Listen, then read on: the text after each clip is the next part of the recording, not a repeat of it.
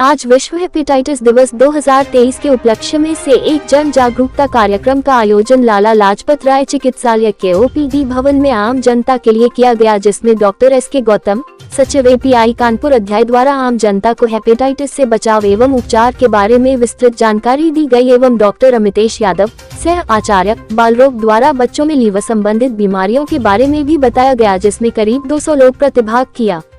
विश्व हेपेटाइटिस दिवस के उपलक्ष्य में medical college GSVM medical college Kanpur के मेडिसिन विभाग के सभागार में एक association of physician of India Kanpur अध्याय के सहयोग में संगोष्ठी का आयोजन किया गया। कार्यक्रम का आरंभ मेडिसिन विभाग अध्यक्ष प्रोफेसर एसी गुप्ता द्वारा मुख्य अतिथि प्रधानाचार्य महोदय प्रोफेसर संजय काला एवं डॉक्टर ऋचा गिर उप प्रधानाचार्य के स्वागत एवं उद्बोधन से आरंभ हुआ। कार्यक्रम में प्रधानाचार्य महोदय द्वारा विश्व हेपेटाइटिस दिवस के अवसर पर लोगों को अपने स्वास्थ्य के प्रति जागरूक रहने एवं हेपेटाइटिस से बचाव संबंधित अपने विचार व्यक्त किए।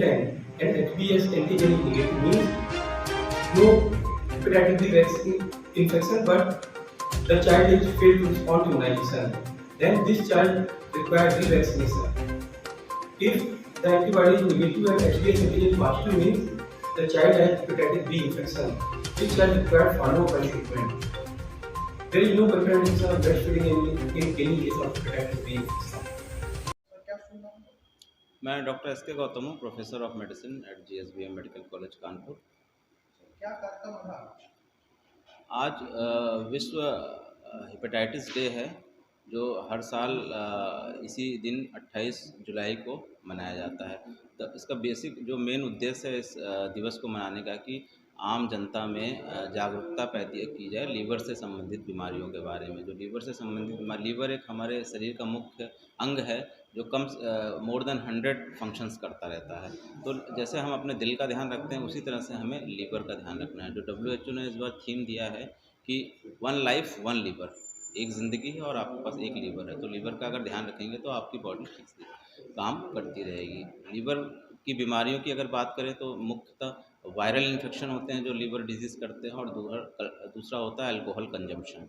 तो वायरस में भी जो ए और ई वायरस होते हैं वो तो नोटोरियस नहीं होते हैं, वो यूजुअली 2-3 हफ्ते की दवाओं से सही हो जाते हैं। लेकिन जो बी और सी के वायरस हैं, हेपेटाइटिस बी किसी को होता है, हेपेटाइटिस सी, तो ये क्रोनिक डिजीज़ में कन्वर्ट हो जाता है।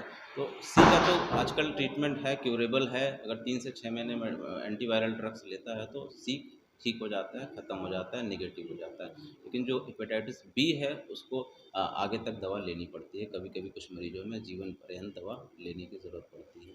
और अगर मोड ऑफ ट्रांसमिशन की बात करें तो जो बी और सी होता है ये रक्त जनित है। रक्त जनित मतलब कि ब्लड ट्रांसफ्यूजन से हो सकता है, इन्फेक्टेड ब्लड ट्रांसफ्यूजन से, और दूसरा असुरक्षित यौन संबंध से, या लोग टैटूइंग कराते हैं वो शेयर अगर करेंगे तो उससे हो सकता है, या IV drug user syringes share करते हैं उससे हो सकता है, या फिर माता को बच्चे में जा सकता है ड्यूरिंग डिलीवरी। कार्यक्रम में मुख्य अतिथि हमारी उप प्रधानाचार्य डॉक्टर ऋचा गिरी थी। हमारे विभागाध्यक्ष प्रोफेसर एसी गुप्ता सर थे, और हमारे SIC doctor R K. Singh, CMS doctor Nilesh Tripathi, और विभाग के समक्ष संकाय सदस्य, समस्त रेजिडेंट और विभिन्न विभागों के head of the department and faculty members. तो उसमें मुख्य स्पीकर हमारे वक्ता थे।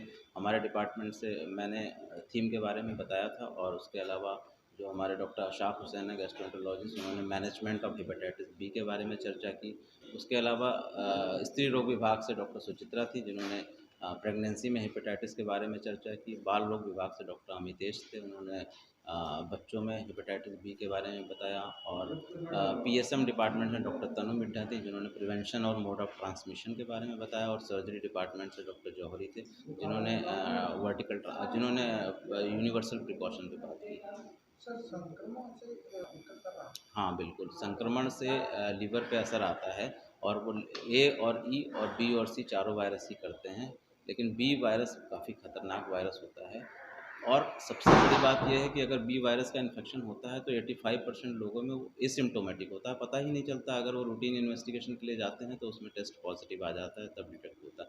या फिर सिम्टम्स तभी आते हैं जब 85% लीवर इन्वॉल्व हो जाता है। तो इसलिए स्क्रीनिंग की बहुत ज़रूरत है बी को डिटेक्ट करने के लिए। सर, ये बड़ी गंभीर बीमारी है, तो इसको जनरल तरीके से लोग कैसे समझ पाएंगे, और क्या मैसेज यही है कि गंभीर बीमारी है तो उसको बीच बीच में रूटीन इन्वेस्टिगेशन कराते रहें, जैसे सभी जांचें कराते हैं उसी तरह से बी और सी की भी जांचें कराएं, और अगर वो पॉजिटिव आता है तो डॉक्टर से संपर्क करके और जांचें कराकर और वो किस स्टेज में है ये पता कर लें और उसी हिसाब से इलाज शुरू कर दें। अगर सी है तो सी का तो पूरी तरह से क्योर संभव है, और हमारे हॉस्पिटल में हेपेटाइटिस सी और बी दोनों की दवाएँ अवेलेबल हैं गवर्नमेंट द्वारा, और जो 3 से 6 महीने में हेपेटाइटिस सी को ठीक कर देती हैं, और बी के लिए लंबा ड्यूरेशन ट्रीटमेंट होता है, उसकी दवाएँ भी हमारे यहाँ अवेलेबल हैं।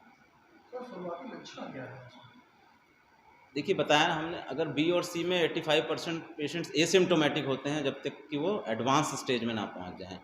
और अगर लक्षण की बात करें तो पीलिया से शुरुआत होती है, थकान लगना, जी मचलाना, भूख ना लगना और उल्टी आना, पेट दर्द होना, ये सब मुख्य कारण हैं, इसके मुख्य लक्षण होते हैं जिससे हम पहचान सकते हैं और उसके बाद उसको जांच के द्वारा पकड़ सकते हैं मरीज सर अभी तो ये वायरल फ्लू चल रहा है, को। इसका भी कुछ इफेक्ट पड़ा है? जितने भी वायरस होते हैं देखिए वो सभी अंग को इन्वॉल्व करते हैं, लिवर को भी इन्वॉल्व करते हैं, तो उसमें लेकिन वो माइल्ड होते हैं। लिवर में अगर हम कराएंगे तो थोड़े से सूजन मिलेगी, एंजाइम्स बड़े मिलेंगे, SGOT SGPT बढ़ा मिलेगा, लेकिन वो 2-3 हफ्ते में अपने आप रिजॉल्व हो जाते हैं, वो डेंजरस वायरस नहीं है। सर प्राथमिकता उपचार क्या है इसका?